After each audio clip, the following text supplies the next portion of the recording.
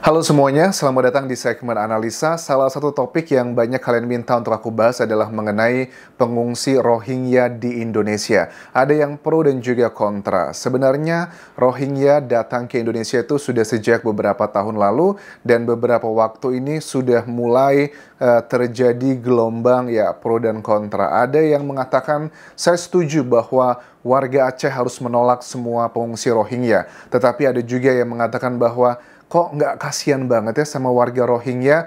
Katanya selama ini kita selalu membela Palestina yang ditindas oleh Israel. Tetapi ini jelas-jelas ada orang yang membutuhkan bantuan, tetapi ditolak dengan berbagai macam alasan. Secara nurani ya, kalau aku lihat dari video-video yang beredar, pada saat pengungsi Rohingya ini menangis, ada anak-anak, perempuan, dan kita lihat ya tangisan mereka, hati nurani kita pasti tersentuh. Tapi kita juga nggak fair pada saat kita melihat warga Aceh pun menunjukkan bagaimana perilaku sebagian dari warga Rohingya di sini yang mereka datang. Apalagi ada temuan terbaru dari Kapolresta Banda Aceh, Kombes Fahmi Irwan Ramli, yang beliau ini sudah menangkap ada satu oknum etnis Rohingya yang menjadi tersangka perdagangan manusia. Waduh, kok menjadi ada kasus TPPO nih? Apa hubungannya? Karena ini kesannya adalah Indonesia itu dimanfaatkan saja. Karena apa? Temuan dari Kombes Fahmi Irwan Ramli ini mengatakan bahwa tujuan dari para pengungsi Rohingya itu mereka bukan untuk menyelamatkan diri, tetapi untuk memperbaiki hidup. Mereka mencari pekerjaan, dan yang ditangkap dalam kasus yang ini menjadi tersangka adalah dari 137 orang ini yang diamankan, itu mereka dibiayai oleh keluarganya yang mereka masih berasal dari negara asalnya. Waduh, kalau ini udah sama aja kayak TPPO ya. Masuk ke negara orang dengan melakukan ilegal seperti ini nggak benar. Kalau tujuannya mau kerja, ya samalah pada saat aku kerja di Thailand pun juga sama. Aku harus mendapatkan tempat pekerjaannya terlebih dulu, aku ngurus visanya, baru langsung terbang ke Thailand. Tetapi ini mereka langsung begitu aja datang ke Aceh, kesannya adalah kebaikan warga Indonesia dugaannya dimanfaatkan oleh oknum-oknum tersebut. Dan anehnya juga sebagian netizen berpikir, kenapa dengan pengamanan di laut kita? Kan kita punya TNI Angkatan Laut ya. Memang mereka tidak bisa mengecek ada perahu dari luar masuk ke wilayah Indonesia. Kenapa tidak diusir pada saat masih di laut? Kalau sudah sampai di daratan seperti ini, adalah rasa kemanusiaan yang tidak bisa kita pungkiri. Ini juga masih banyak yang dijadikan dalam tanda kutip adalah dimanfaatkan oleh ya sebagian dari oknum-oknum tersebut. Dari warga Aceh ditegaskan bahwa kita lihat ya video-video yang beredar bahwa warga Aceh itu menolong kok Rohingya semua yang mengungsi di sana. Mereka siapkan makanan, mereka siapkan shelter, mereka siapkan kebutuhan hidup yang layak lah. Tetapi dari warga Aceh menolak. Alasannya ini bukan tanpa alasan, teman-teman. Mereka mengatakan, kalau aku cek dari sejumlah media massa, ada paling tidak 4 perangai buruk yang selama ini telah dilakukan oleh warga Rohingya yang tinggal di Aceh sebelum kedatangan yang beberapa waktu terakhir ini. Pertama, misalnya kita lihat video yang beredar, ada sejumlah oknum dari warga Rohingya ini yang membuang bantuan warga Aceh ke laut. Mereka ini marah ya sebenarnya kalau kita lihat videonya. Marahnya gara-gara mereka tuh pengen stay gitu di Indonesia, di Aceh.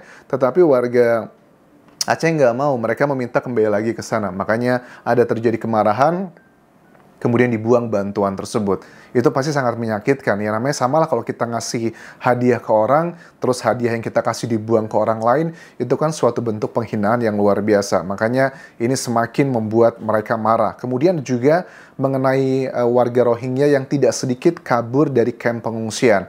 Mereka ini kabur nggak cuman ada di wilayah Aceh aja. Kalau kita lihat dari kasus yang terbaru juga ada penangkapan ya dari Bobi Nasution, wali kota Medan, yang mengatakan bahwa UNHCR itu susah diajak komunikasi karena ada laporan bahwa ada 8 pengungsi Rohingya yang mereka ini sudah punya KTP asal Medan, Indonesia, dan mereka ini masuk ke wilayah NTT. Bagaimana ceritanya? Kok bisa mereka warga asing bisa memiliki KTP? Ini agak kecil kemungkinan kalau tidak ada orang-orang dalam, orang-orang yang juga berwarga negara Indonesia.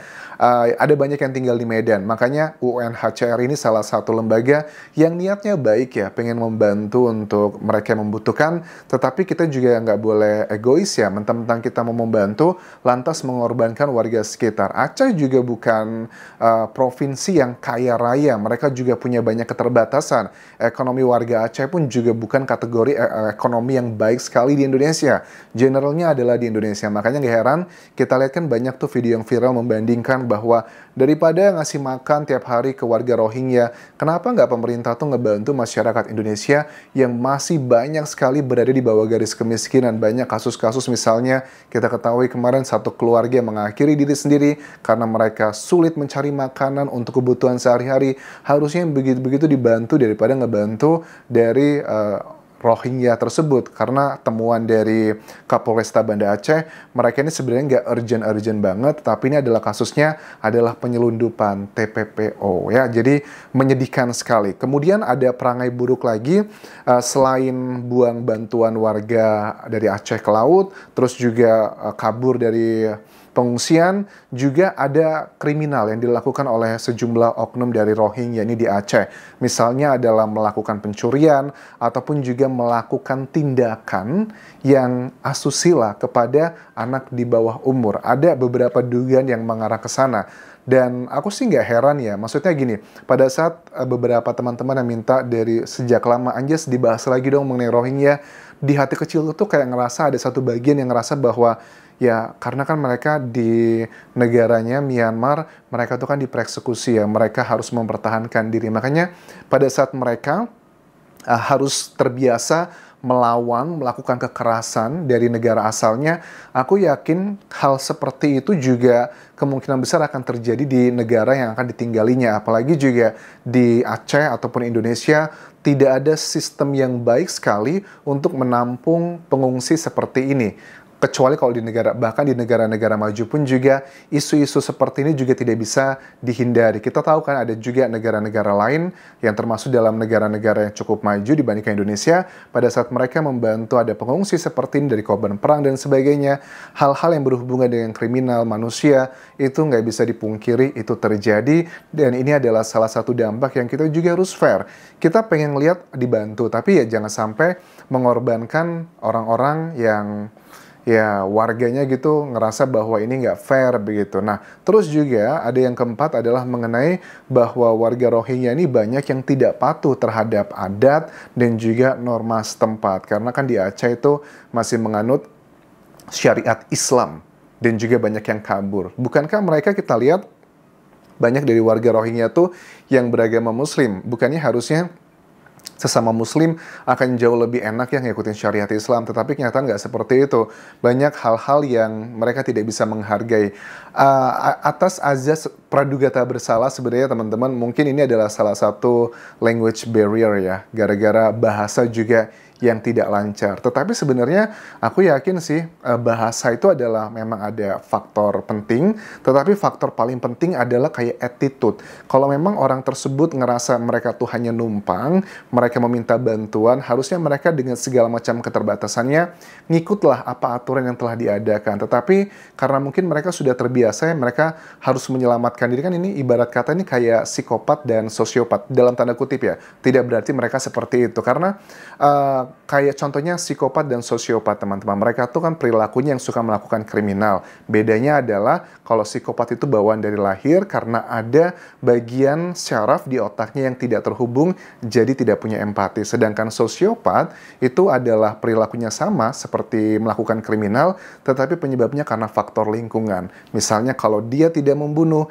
dia yang akan dihabisi. Kalau dia tidak mencuri, dia tidak akan makan. Kalau dia tidak keras, dia yang akan dikerasi. Nah, kalau aku melihat dari sini, kenapa perangai buruk yang dinilai oleh masyarakat setempat yang dilakukan oleh sejumlah oknum dari Rohingya ini, karena memang sudah terbiasa, nature dari mereka tuh memang seperti itu, karena dengan kondisi yang, karena kalau aku lihat dari video-video aku ngobrol dengan teman-teman yang berasal dari Myanmar juga, teman-teman kerjaku, aku lihat juga mereka kirimkan video-video bagaimana mereka dibegitukan, sampai noda merah di mana-mana, mereka juga dipersekusi, kampungnya dibakar, makanya mereka tuh di tengah lautan. Ini yang ngebuat mereka tuh kayak self defense-nya aja adalah merusak gitu. Jadi kalau ada yang bilang bahwa Indonesia begitu simpati sekali sama Palestina, tetapi sama Rohingya kok beda banget. Apakah karena mereka bukanlah berpenampilan menarik seperti orang Palestina yang putih, yang tinggi, yang bule lah, kurang lebih mirip, berbeda dengan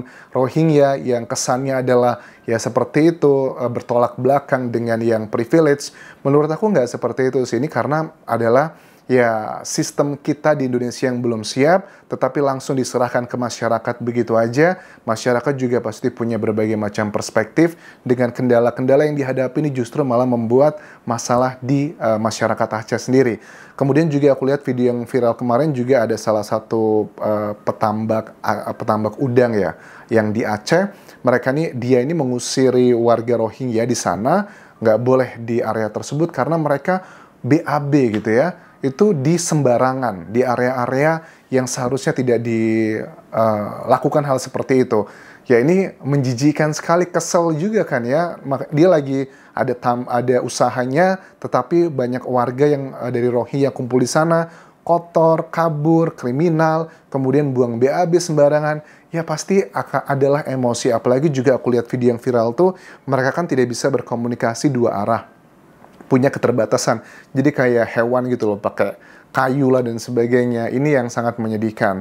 Lantas apakah Indonesia harus gitu ya melakukan bantuan untuk warga Rohingya ini? Ya kalau bisa ya alangkah baiknya yes. Tapi kalau harus mengorbankan warga Aceh, mengorbankan kedamaian atau bahkan mengambil jatah yang harusnya diberikan untuk mereka yang membutuhkan, bagi aku ini sama sekali nggak fair. Apalagi dengan temuan ada satu orang yang sudah menjadi tersangka atas dugaan perdagangan manusia. Jadi kesannya ini mereka tuh nggak bener-bener mau menyelamatkan diri karena pengen menyelamatkan diri, tetapi pengen merubah nasib mencari pekerjaan. Dan ini adalah jalan yang tidak benar.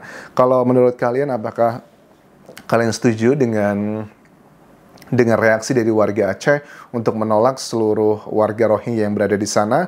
Kalaupun setuju, apa alasannya? Kalaupun tidak setuju, aku pengen tahu apa alasan kalian. Bisa tuliskan di kolom komentar video ini. Terima kasih sudah menonton. Sampai ketemu lagi di video berikutnya. Bye.